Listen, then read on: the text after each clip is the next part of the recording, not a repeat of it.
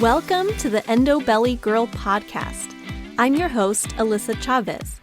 I'm a nutritional therapy practitioner and restorative wellness practitioner on a mission to change the way that we support women with endometriosis. Endo is a full-body disease that impacts your mind, body, and spirit in countless ways that aren't often addressed the way that women truly deserve. We are here to talk about all of it. Please keep in mind that the content of this show has been created for educational purposes only and should never be used as a replacement for medical diagnosis or treatment. Hello, and welcome back to the Endo Belly Girl Podcast.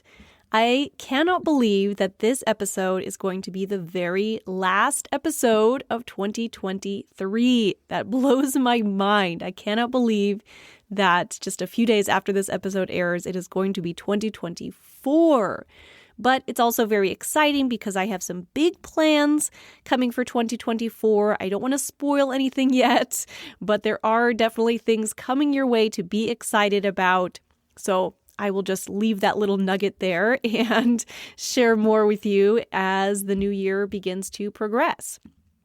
What I'd like to do for today's episode is to talk about some of the life lessons that I personally have learned from being an endo warrior. As anybody who has endometriosis or really any chronic illness is aware of, it impacts your life in many, many ways. It impacts your health, it impacts your day-to-day life, the choices that you make.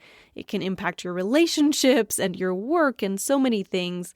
And so it's hard not to learn lessons from that. And so I wanted to share with you some of the lessons that I have learned in hopes that maybe it will help some of you along your own journey. So let's dive in. Lesson number 1, learning to love my own body. And I know this is a tough one for a lot of people. I can't say that I am 100% at it either, but I do my very best. I'm certainly much better than I used to be. I remember especially when I first was struggling with endometriosis or first discovered that's what it was anyway, I was really hating on my body. It was a lot of, how did this happen? I feel like I take such good care of myself. How did it manage to progress this far? Because I had stage 4 endometriosis. Not loving on my body for being in pain when I really wanted to be able to get things done that day. Certainly not loving on my body for not being able to get pregnant when I wanted to. There were a lot of things coming up that were causing me to not particularly love my body. But what I've learned along the way is that hating on your body is not going to help it in any way. One thing, that a piece of advice that I heard from somebody somewhere along the line was to picture your own body as if it's a young child. If there were a young child in front of you and they were in pain or they were hurting or they were struggling with something, you wouldn't sit there, I hope, and berate that child and yell at them and tell them what a terrible person they were for being in pain, for example. You would sit down and hug them and snuggle them and love on them and help them to feel that much better. And so I really took that to heart and have done my very best, made it my life's mission, one of my life's missions, to try to approach my own body that way. So when my body is hurting in some fashion, I'm experiencing symptoms, especially because now I don't experience symptoms anywhere near to the level that I used to because of all of the work that I've done over the years. I do my best to picture my body as this young child who just needs some love in that moment, and loving on my body, honoring my body, and even in the good moments, right? Trying to really say thank you. When I have those really good days or weeks even where I have nothing, I have no symptoms, my body actually feels good and I have energy and all the things that I used to wish that I had, I try to take a moment of gratitude for that and just enjoy those positive moments as well. So that's lesson number 1 that I've learned, is learning to love my own body. Lesson number 2, tuning in to my body's intuition. So, okay, this is semi-similar to the other one, but a little bit different because this is more about listening to what my body actually needs. Because so often we ignore that. Even simple little things. I'm going to go from a very basic level. Things like eating when you're hungry, going to use the restroom when you need to use the restroom and not holding it or waiting until it's convenient for somebody else or whatever. Going to sleep when you're tired instead of forcing yourself to stay up and do that one more thing before bedtime. Just simple little things like that, really listening to what your body needs. Or sometimes even when it comes to food, listening when my body really needs a little bit more. Maybe I need a bigger meal that day and that's what my body's telling me. Great. Or the opposite. Maybe I don't actually need to eat that much today and my body's telling me, hey, Alyssa, you're full. Stop eating. And I've been learning to actually listen to those needs instead of ignore them like I did for much of the rest of my life, where I was like, I'm fine, I'll be fine. That was kind of my motto for many years. And so that has been a major learning lesson for me, is just tuning into my body's intuition. And you can learn so much from that. Our bodies are very intuitive. And when we really listen to what our bodies are saying, we learn so much just from that. Okay, lesson number 3. It's okay to accept help. And let me tell you, this has been a hard one for me. I am definitely one of those people who likes to do everything myself. I like to feel productive. I like to feel useful. I like to feel like I can do it all. But the truth is that sometimes we all just need a little help. And sometimes that will be when I'm on my period, for example. I let my husband make breakfast for us because I'm just not feeling super up to it. And he may not love doing it as much and isn't a world-class chef, but he's kind enough to help out with that. Or simple little household tasks when I'm not feeling up to it. Sometimes it's a matter of reaching out to family and friends when I need support. There are so many places in our lives that we could accept help and sometimes don't. I think I've talked about this a little bit before on the podcast, but I actually have even started working with a practitioner myself to help me with my own health, because it's one of those things. It's really hard to be your own client, even if you have all the knowledge and know all the things. Actually, having that accountability has been really helpful for me to just continue to fine-tune my health. And it's one of those things you have to practice what you preach, right? I always talk about the importance of finding those practitioners that can help you along your journey, not having to do it all yourself, kind of taking that load off your plate.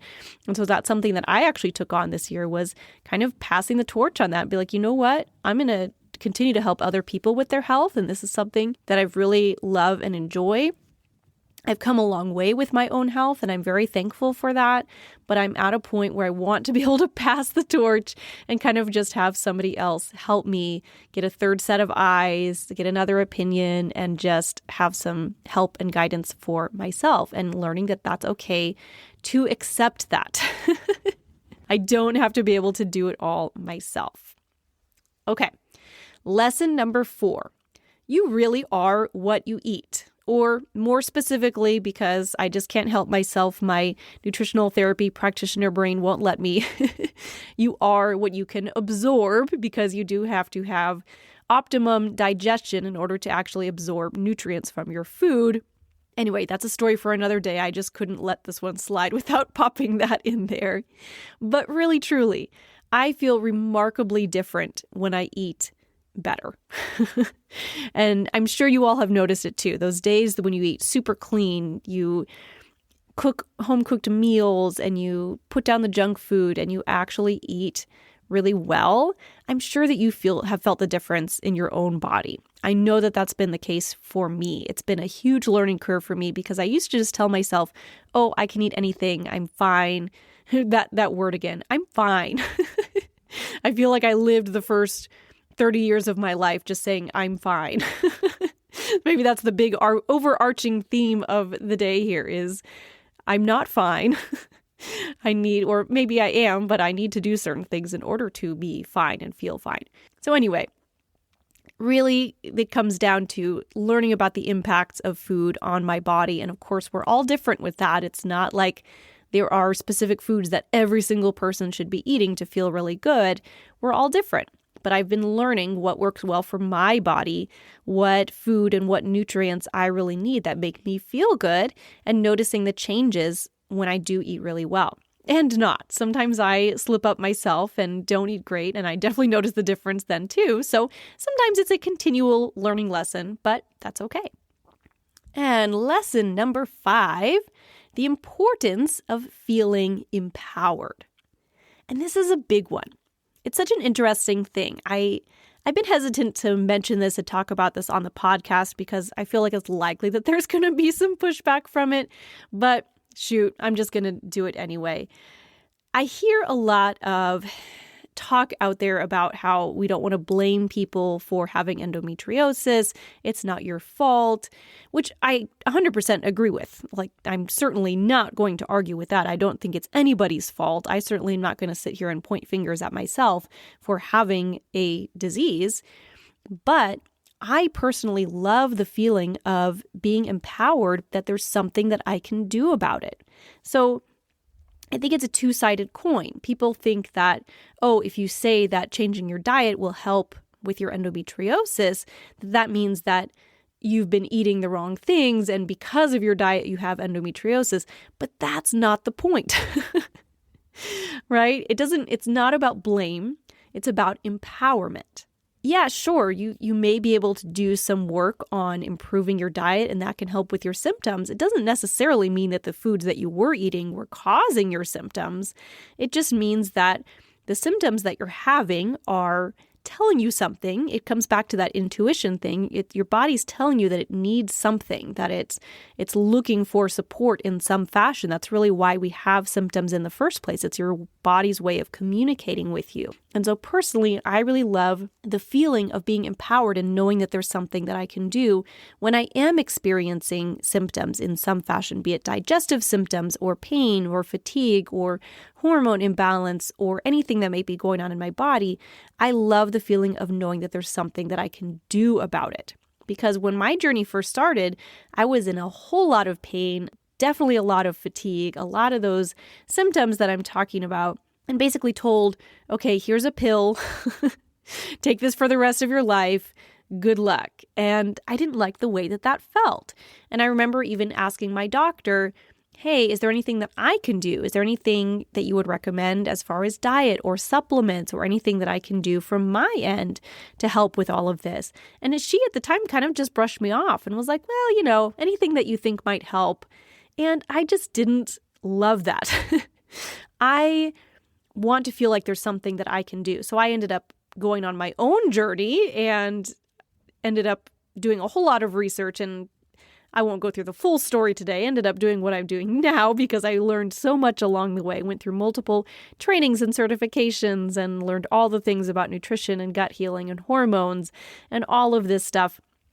And it has left me in a place where I do feel empowered, where even if I don't know something, let's say there's something comes up that I'm not familiar with, or I have never experienced that symptom, I'm not quite sure how to address that, I have resources that I can turn to. I have mentors. I have many, many resources that I can turn to learn that information that I know are reliable and accurate and will work. So that has been something that has been really life-changing for me. Definitely as an endo warrior, but just as a human being in general. If there's ever anything now that I don't know, I'm not familiar with, I don't know how to do, rather than just sitting down and feeling defeated, I've realized that, all I need is knowledge. I just need to learn more about this so that I can feel empowered, even if it's something like learning a new piece of technology or learning how to do a task that I've never done before, whatever it may be. Once I've learned it, once I know how, now I'm empowered for the rest of my life. And I really feel like being an endo warrior has brought that out in me so much more than it ever was before. So I actually feel really thankful for that lesson. Okay, lesson number 6, the importance of advocating for yourself.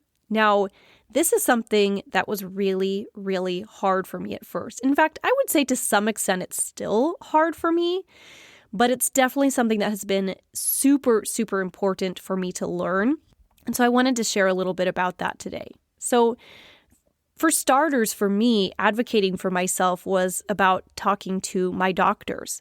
For example, the first doctor that I went to in regards to endometriosis, the doctor who initially told me that she suspected endometriosis, she recommended not having excision surgery. She recommended going straight to options like birth control and IVF and medications and all these things.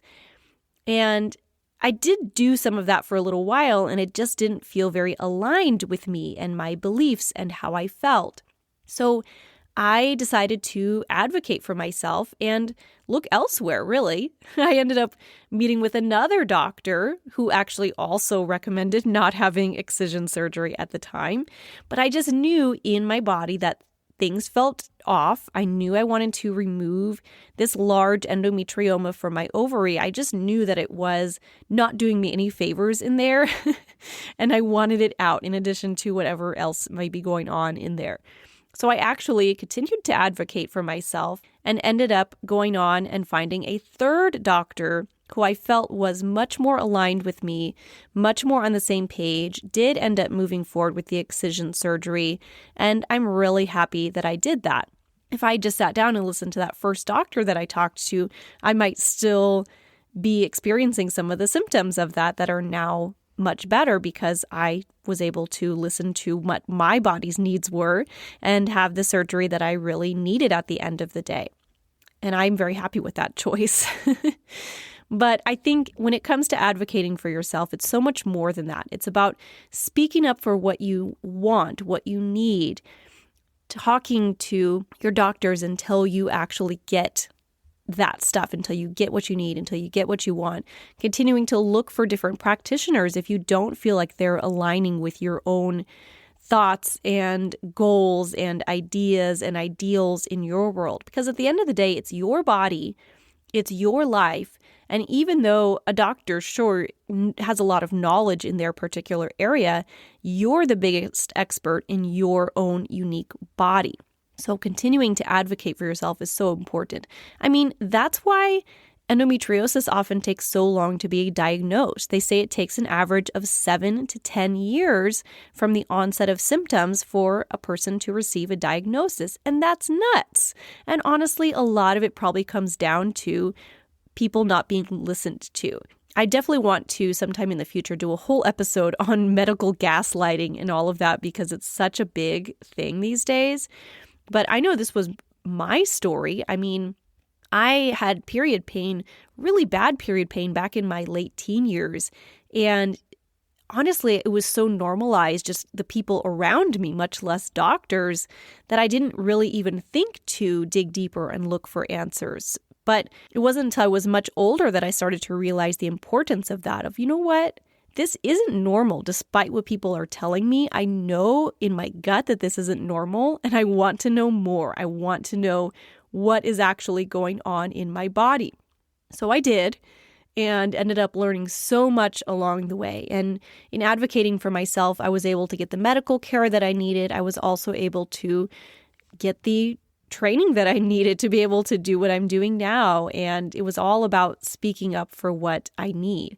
And advocating for yourself can even be advocating for yourself in your workplace, letting them know what's going on with you and that you may not be able to show up every single day, even though you really, really want to if you have these symptoms going on.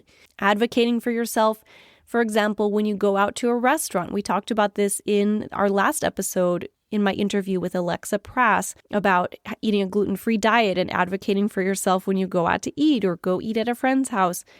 It's totally okay to speak up for yourself and let people know what's going on to the extent that you feel comfortable. But at the end of the day, everyone's going to be so much happier and more comfortable if they know exactly what's going on, exactly what's in the food in front of you. There's no questions. There's no wondering. It's all about just speaking up, speaking your truth, and honoring that. Okay. And lesson number 7, the last lesson I'd like to share with you all today, is the importance of community. Now, this is another one that seems obvious. When I say it, it seems like, well, yeah, everybody needs a community of people around them. We're talking family and friends and loved ones and anybody who might be in your community. But for me, I've always been very much an introvert. I consider myself at this point in my life to be more of an extroverted introvert, meaning I definitely recharge by being by myself. That's still a thing, but I do actually enjoy the company of people as well.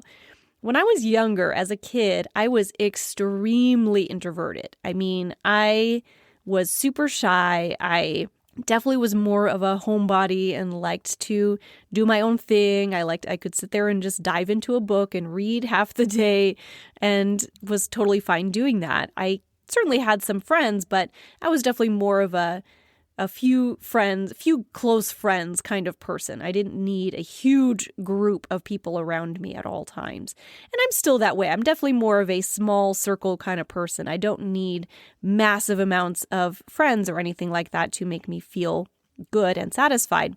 But I have really recognized the importance of community. I have recognized how beneficial it is to have somebody to talk to about what's going on in my life, to have those deep conversations, whether that be with my husband, with my family, with close friends of mine who I can actually sit down and have these deep conversations with that are really meaningful to me, and that's super important. I also have recognized the importance of finding a community of other people who actually understand what I'm going through. Because sometimes even family and friends who are very well-meaning, they may be wonderful listeners, but may not actually truly understand what you're going through because they've never experienced it themselves. So connecting with other endo warriors and other people who have struggled with fertility and other people who have experienced similar things has been so profound for me. I've connected with so many wonderful people over the last several years or so, and it has had such a huge impact on my life. I just feel so not alone. I used to feel very alone in this journey, like I was the only person in the world going through it. I knew I wasn't, but I just didn't know anybody else who was really struggling with the stuff that I was struggling with. And it was really a challenge for me because I just felt very lonely. And so building that community around me has been huge for me. All right, my friend. So those are the 7 biggest lessons that I have learned from being an endo warrior. So just a little recap on that. Lesson number 1 was learning to love my body. Lesson number 2, tuning into my body's intuition. Lesson 3, that it's okay to accept help. Lesson 4, you really are what you eat. Lesson number 5, the importance of feeling empowered. Lesson 6, the importance of advocating for yourself. And lesson 7, the importance of community. So those are the biggest lessons that I have learned being an endo warrior. I'm so curious to hear from all of you and hear if you've learned similar lessons or if you have other lessons that have come up with being an endo warrior. So if you are willing, I would love to hear from you. Reach out to me on Instagram, send me a little DM at Endo Belly Girl, and just let me know. What lessons have you learned? What of these lessons would you like to learn if maybe that's not something that you have actually embodied yet? Some of this stuff I'm certainly still working on myself, so no judgment on that. But I'm just curious to hear what other life lessons you all have learned through your journeys, because I know we all have had very unique journeys along the way and have different takeaways from that. So I would love to hear from all of you. All right, my friends. Well, you have the most wonderful last few days of 2023. Soak it all up. Enjoy it. Be sure to take some time to rest and reflect on this year gone by. Maybe start to think about some hopes and dreams for the coming year. And I can't wait to see you on the other side. Much love, my friend. Thank you so much for joining me today. If you loved what you heard, be sure to leave a review, share with a friend, and subscribe so you can keep coming back for more. If you are ready to take the next step toward getting to the root of your endo symptoms like endo belly, pain, fatigue, and so much more, you need to take my Endo Reset free course. You can find the link in the show notes or at www.endobellygirl.com. Till next time, my friend.